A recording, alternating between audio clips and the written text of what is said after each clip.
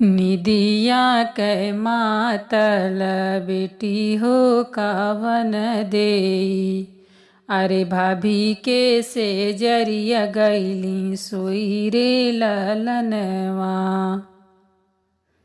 निदिया कै मातल बेटी हो कावन देई।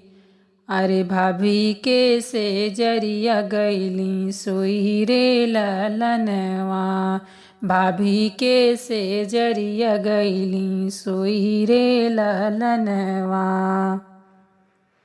आंगना से उठी भाभी घरवा में गईली।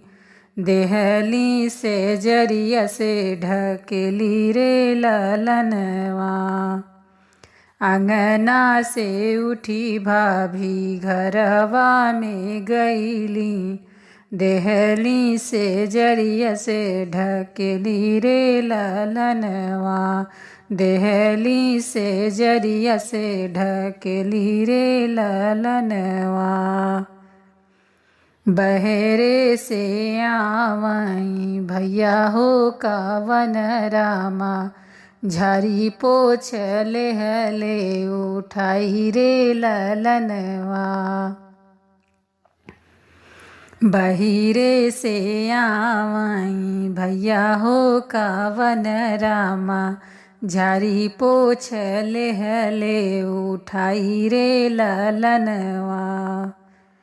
हमरे जे बहिनी हो यस दुलरई तीनी।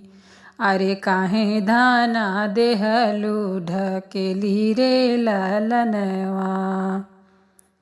हमरी जे बहिनी हो यस दुलरई तीनी। यस दुलरई तीनी। अरे काहे धाना देहलू ढकेली रे ललनवा। काहे धाना देहलू गिराई रे ललनवा। निदिया कै मातल बेटी हो कावन देई। अरे भाभी के से जरिया गईली सोई रे ललनवा।